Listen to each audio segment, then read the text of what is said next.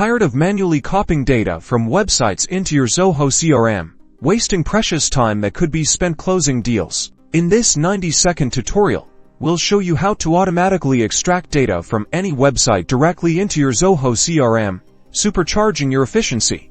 First, identify the website you want to extract data from. For this example, let's say we're targeting a specific industry directory to gather potential leads. Pinpoint the exact data points you need: company name, address, phone number, website URL. Whatever information is crucial for your lead generation or market research. Next, you will need a web scraping tool that integrates with Zoho CRM. We'll use a popular option called Web Scraper's Zoho extension for this guy, but many similar tools exist.